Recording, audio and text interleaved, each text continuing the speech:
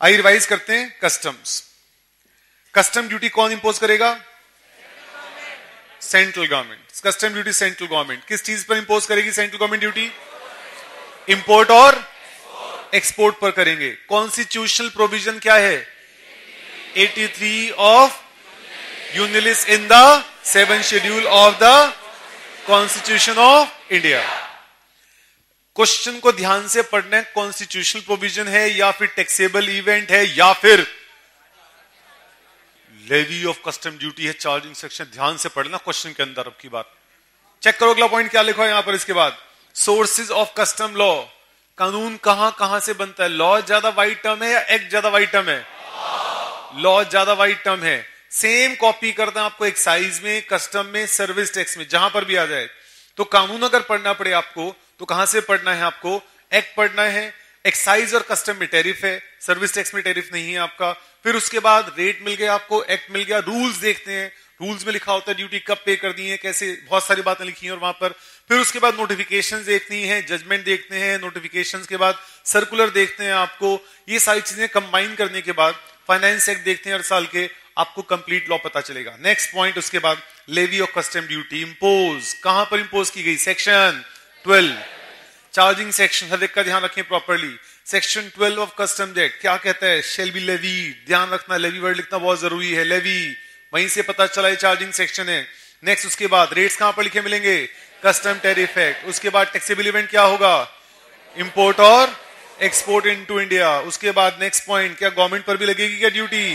Yes, लेकिन किस पर नहीं लगेगी? डिफेंस। करेक्ट। उसके बाद नेक्स्ट पॉइंट अपने सामने, इंपोर्ट का मतलब क्या था? Bringing into India from a place outside India.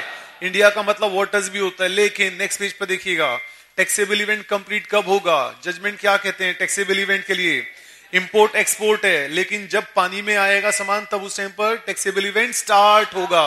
Start होने से कोई फर्क नहीं पड़ता, it won't make any difference. फर्क ये पड़ेगा कि कंप्लीट कब हुआ। कंप्लीट कब होगा? जब सामान कस्टम फ्रंटियर्स, कस्टम बैरियर्स पे पहुंचेगा। जब वहां पर पहुंचेगा सामान तब मानकर चलेंगे टैक्सेबल इवेंट कंप्लीट है। सिमिलरली एक्सपोर्ट के केस में जब सामान वाटर्स को क्रॉस करेगा तब मानकर चलेंगे टैक्सेबल इवेंट कंप्लीट है हमारा। तो 3 पॉइंट हो गए अपने सामने यहां पर। एक कॉन्स्टिट्यूशनल प्रोविजन, 2 उसके बाद लेवी, तीसरा टैक्सेबल इवेंट। तीनों क्वेश्चन का आंसर ध्यान से। Next point section 13 pilferage. सामान आ चुका है, अनलोड हो चुका है, लेकिन पोर्ट पर ही है, यानी कि ऑर्डर आने से पहले। ध्यान दीजिएगा, सिर्फ पोर्ट पर अनलोडिंग के बाद ऑर्डर आने से पहले। ऑर्डर 2 तरीके के हो सकते हैं, या तो होम कंजम्पशन का या फिर वेयरहाउसिंग का। उससे पहले पिलफर्ड, छोटी चोरी होती है सिर्फ आपकी, importer shall not be liable. याद रखिए, उसके बाद अगर सामान मिल जाता है then importer shall become liable. इसका कनेक्टिंग पॉइंट ये है कि ऑफिसर की ड्यूटी चार्जेबल हो जाएगी अगर सामान पिलफर हुआ था तो, इस एरिया के अंदर यहां पर। Correct. Next page section 23 2 part में है, रिलिंक्विशमेंट और डिस्ट्रॉयड, लॉस्ट और डिस्ट्रॉयड। लॉस्ट और डिस्ट्रॉयड 23 सबसेक्शन 1 है, रिलिंक्विशमेंट सबसेक्शन 2 है। डैमेज आएगा तो सेक्शन 22 है, लॉस्ट और डिस्ट्रॉयड आएगा तो 23 1 है, पिलफर्ड आएगा तो 13 है। तीनों में डिस्टिंक्शन बहुत क्लियरली, क्वेश्चन ध्यान से पढ़ना केयरफुली एकदम। 23 सबसेक्शन 1 ये लॉस या डिस्ट्रॉयड वेयर हाउस में भी हो सकता है, याद रखिएगा। पिलफरेज वेयर हाउस में अलाउड नहीं है। वेयर हाउस में हो, पोर्ट पे हो, कहीं पर भी हो सकती है, it is very much permitted. Correct. लेकिन सिचुएशन के अंदर साफ लिखा हुआ है यहां पर इन्होंने कि असिस्टेंट कमिश्नर ध्यान रखना जरा, वो माफ करता है ड्यूटी। शेल रेमेट, वर्ड यूज किया गया रेमेट, ड्यूटी माफ कर देना। पोर्ट वेयर हाउस कहीं पर भी हो सकता है। पिलफरेज होगा, कोई बेनिफिट नहीं है आपके लिए। नेक्स्ट 23 सबसेक्शन 2 बुक में कंसंट्रेट। 23 सबसेक्शन 2 रिलिंक्विशमेंट, सेम पीरियड है यहां पर, आईपीसी लेवल पर सेम पीरियड है जो आपका सेक्शन 13 में था, यानी कि सिर्फ पोर्ट पर। प्रैक्टिकल लाइफ में या आगे फाइनल में और भी पढ़ेंगे इसके बाद आगे आप, लेकिन यहां पर सिर्फ और सिर्फ पोर्ट पर ही अपना टाइटल रिलिंक्विश कर सकते हैं। ध्यान रखिएगा, अगर ऑफेंस कमिट हुआ है तो उस सिचुएशन में टाइटल रिलिंक्विश नहीं कर सकते आप। Next 22 damage. डिस्ट्रॉयड के केस में गुड्स अवेलेबल ही नहीं होते हैं, डैमेज के केस में गुड्स अवेलेबल हैं। अगर आपको अभी भी याद नहीं आ रहा तो अपनी पेंसिल तोड़कर देखो एक बार, जरा निकालो पेंसिल, देखो एक बार तोड़कर देखो एक बार। यहां पर याद आ गया क्या? अच्छा, याद आ गया तो अच्छी बात है। इस सिचुएशन में अगर पेंसिल का सिक्का टूट गया खाली तो क्या हुआ था? डैमेज है डिस्ट्रॉयड? डैमेज। और पेंसिल तोड़ दी, देखा था आपने मेरी पेंसिल तोड़ी थी, पावर देखी थी आपने मेरी पावर उस टाइम पर, आपने यहाँ पर वाले टुकड़े टुकड़े कर दिए थे पेंसिल के, चूरा कर दिया पेंसिल का हाथ में पकड़ते यहाँ पर। अगर ढंग से नहीं पढ़ोगे देख लो आपकी ऐसी पिटाई करूंगा, देख लेना। पास हो गया ना, ध्यान से, वेरी केयरफुली।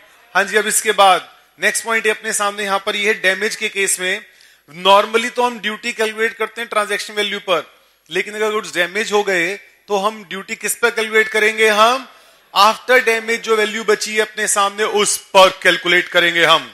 और आफ्टर डैमेज वैल्यू कितनी बची है ये कैसे देखेंगे हम? दो रास्ते हो सकते हैं। नंबर वन, या तो क्या करेंगे हम, ऑफिसर की बात मान लेंगे, या फिर दूसरा काम सेल कर देंगे। तो वैल्यू क्या रहेगी? Net sale price.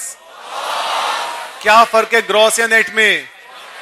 Expenses less नहीं होंगे, होंगे नहीं होंगे, एक्सपेंसेस लेस नहीं करने, ग्रॉस सेल प्रोसीड्स। ये जो डैमेज हुआ वो सामान कब हुआ? घर ले गए अपने, टीवी बाहर से लाए, घर ले गए, बच्चे ने टीवी तोड़ दिया, तो क्या ड्यूटी कम हो जाएगी क्या आपकी यहां पर? नहीं। अगर आप पोर्ट से सामान घर लेकर जा रहे हैं तो अनलोडिंग के समय दिखाना है आपको, एग्जामिनेशन करते समय कि साफ सामान डैमेज है। और अगर वेयर हाउस से लेकर जा रहे हैं तो उस सिचुएशन में वेयर हाउस से जब क्लियर करें तब दिखाना है कि डैमेज है। एग्जाम में प्लीज कोई टेक्स्ट प्लानिंग ना झाड़ के आना, चालू ना हो जाना कि हाँ हमें, but to the point answer करना बहुत कम टाइम होता है। लेंथ हमेशा, आंसर की लेंथ बहुत क्रिटिकल फैक्टर है। नेक्स्ट 21, डेरिलिक्ट जेटसेम फ्लोटसेम रैक, जो गुड्स इंडिया में लाए गए या ब्रॉट और coming into India shall be dealt with as if they were imported into India। लेकिन अगर कहीं आपको और एग्जामिनेशन मिल रही हो तो आप ले सकते हैं, जैसे कि सेक्शन 22 में डैमेज गुड्स। चारों गुड्स का नाम याद रख लेना अच्छे से। नेक्स्ट पेज पर देखिएगा, सेक्शन 19। आर्टिकल्स कितने प्रकार के होते हैं? नाना प्रकार के होते हैं। उन नाना प्रकार के आर्टिकल्स में ड्यूटी कितनी लगेगी? कम वाली या average?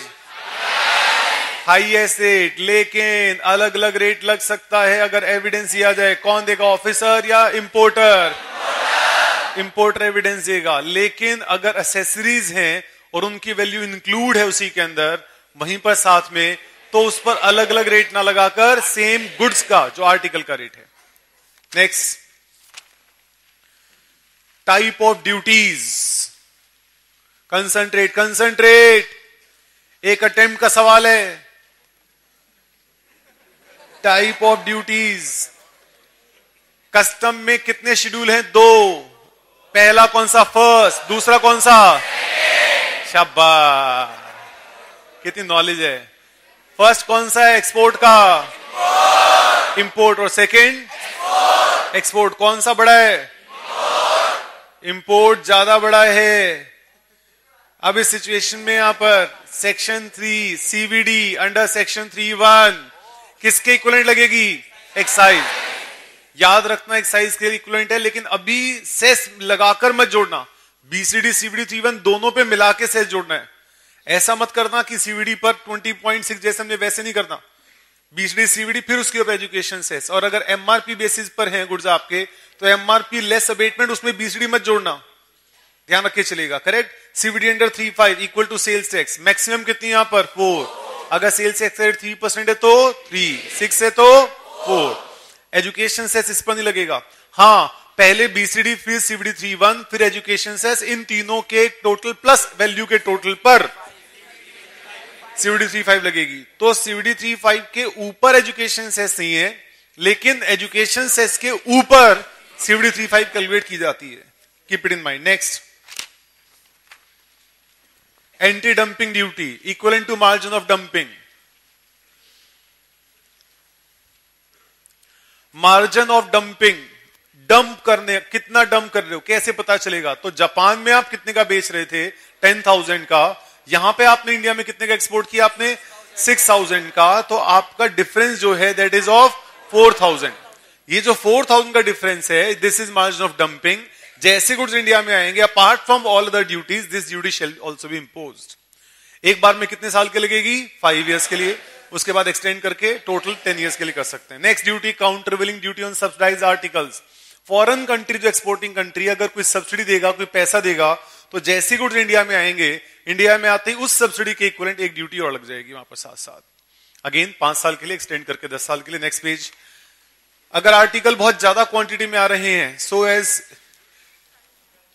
Doing injury to the domestic industry, तो ड्यूटी एक और लग सकती है, सेफ गार्ड ड्यूटी। अगर चाइना से आ रहे हैं तो स्पेशल ड्यूटी एक और है वहां पर, स्पेसिफिक ड्यूटी है चाइना के लिए वहां पर। 4 साल के लिए एक्सटेंड करके 10 साल कर सकते हैं वहां पर वो। Next, valuation.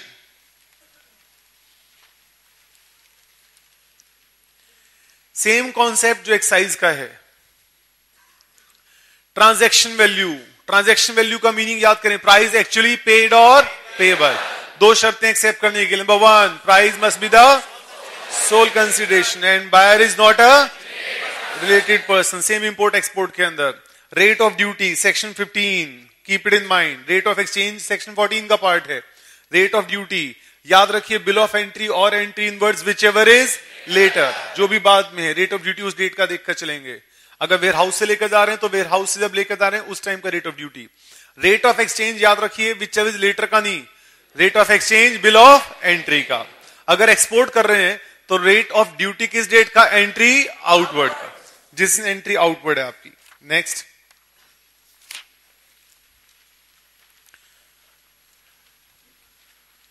Import export procedure. Import procedure, ship India में पहुंचेगा तो किसी appropriate place, custom port, airport पर पहुंचाना है। Landing, second part IgM.